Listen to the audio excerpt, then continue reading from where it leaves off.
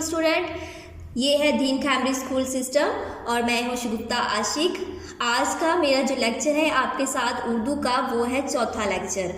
और इससे जो मेरा तीसरा लेक्चर था, हमने उसमें हरूफ की इब्तदाई अशकाल देखी थी। हम बे से लेके ज़ुवा तक इब्तदाई अशकाल को हमने देखा, उनकी पूरी फॉर्म देखी, उनकी आदि और इब्तदाई शक्ल देखी, और देखने के साथ साथ आपने इनको लिखना भी सीख लिया। तो आज हम तोए से लेके ये तक के जितने भी हरूफ आ रहे हैं, हम उनकी पूरी शक्ल, आदि शक्ल और इब्तदाई शक्ल देखेंगे। तो हम शुरू करते हैं आज का हमारा काम, जो कि तोए से शुरू हो रहा है।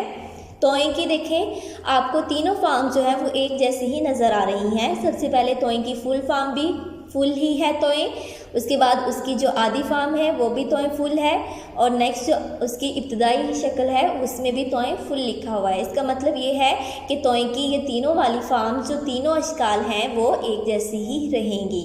नेक्स्ट है ज़ोए। अब ज़ोए जो है, इसके ऊपर एक नुक्ता होता है, और ज़ोए बिल्कुल तोए की तरह ज़ोए के भी तीनों जो अशकाल हैं वो हमारे पास एक जैसे ही हैं। नेक्स्ट है आइन। सबसे पहले आपको आइन की पूरी शक्ल जो है वो नज़र आ रही है। उसके बाद आपको ये हमज़ा लिखा हुआ नज़र आ रहा है। एक्चुअली ये हमज़ा नहीं है, ये आइन की आदि शक्ल है। और इसके बाद आपको जो नीचे वाला आइन का नज़र आ रहा है, ये आइन की इब्तदाई शक्ल है। Next again. बिल्कुल आइन की तरह गाइन के ऊपर आइन गाइन ही की तरह का होता है, लेकिन इसके ऊपर एक नुक्ता होता है, और इसकी आदि और जो इब्तदाई अशकाल हैं वो भी आइन ही की तरह है, लेकिन फ़र्क क्या है कि इसके ऊपर नुक्ता है। नेक्स्ट हमारे पास फ़े। सबसे पहले आपको फ़े की पूरी शक्ल नज़र आ रही है, और उसके बाद नेक्स्ट आपको फ़े की आदि शक्ल नज़र आ रही है, और फिर फ़े की इब्तदाई शक्ल। उसके बाद हमारे पास काफ है, नुक्तों वाला काफ। तो पहले आपको काफ की पूरी शक्ल नज़र आ रही है, उसके बाद काफ की आदि शक्ल और काफ की इब्तदाई शक्ल। इसके बाद जो नेक्स्ट काफ है, इसको भी हम काफ ही पढ़ते हैं, और ये डंडे वाला है। और सबसे पहले आपको इसकी पूरी फॉर्म नज़र आ रही है, जो कि सुर्ख कलर की है, और इसके बाद आपको ये नज़र आ रहा है इसकी ये वाली इसकी आदि शक्ल है, और इसके ऊपर जो है वो इसकी इब्तदाई शक्ल आपको नज़र आ रही है।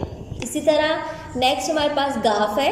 गाफ भी बिल्कुल काफ की तरह ही लिखा जाता है, लेकिन गाफ के दो डंडे होते हैं। गाफ के दो डंडे होते हैं, जबकि काफ का एक ही डंडा होता है। तो नेक्स्ट हमारा है गाफ। तो सबसे पहले काफ की तरह आपको गाफ की भी पूरी शक्ल नज़र आ रही है, उसके बाद इसकी आदि शक्ल गाफ की, और फिर गाफ की इब्तदाई शक्ल। इसके बाद लाम। लाम पहले फुल फॉर्म लाम की है, उसके बाद लाम की आदि शक्ल है, और फिर इब्तदाई शक्ल। इसके बाद मीम है। मीम आपको पहले पूरी नज़र आ रही है, फिर मीम की आदि शक्ल है, उसके बाद मीम की इब्तदाई शक्ल। नून है। पहला नून आपको पूरा नज़र आ रहा है, उसके बाद नून की आदि शक्ल, नून की इब्तदाई शक्ल। इसी तरह हे है हमारे पास, पहले फुल हे आपको नज़र आ रही है, उसके बाद उसकी आदि शक्ल और फिर इब्तदाई शक्ल। फिर नेक्स्ट पे छोटी ये और बड़ी ये दोनों ही हैं, और इनको एक ही तरह, इनकी जो आदि और इब्तदाई शक्ल है वो एक ही तरह दोनों की लिखी जाती है। सबसे पहले आपको ये जो नज़र आ रही है, ये इसकी आदि शक्ल है, और ऊपर जो है वो इब्तदाई शक्ल है। लेकिन कुछ, अब ये तो हमने पढ़ लिए थे ऐसे हरूफ जिनकी इब्तदाई अशकाल होती हैं, लेकिन हमारे पास कुछ ऐसे भी हरूफ होते हैं जिनकी इब्तदाई अशकाल नहीं होती, जैसे कि अलिफ। अलिफ जो है, जब हम किसी भी लफ्ज़ के साथ इसको मिला के लिखेंगे तो ये पूरा ही लिखा जाएगा। इसी तरह दाल। दाल भी जब हम किसी भी लफ्ज़ में इसको यूज़ करेंगे तो ये दाल बिल्कुल ऐसे ही हम लिखेंगे। डाल, जाल, रे, अड़े, से, वाओ, हमज़ा, यानी ये 9 हरूफ हैं। 9 हरूफ हैं जिनकी इब्तदाई अशकाल नहीं होती, ये बिल्कुल ऐसे ही लिखे जाते हैं अपनी पूरी शक्ल में। सो आज के लेक्चर में स्टूडेंट्स हमने ये देखा कि कौन से ऐसे हरूफ होते हैं जिनकी इब्तदाई अशकाल नहीं होती, और आज इसके अलावा जो हमारा रहता था तोए से लेके ये तक के इब्तदाई अशकाल सीखने वाली, हमने वो सीखी।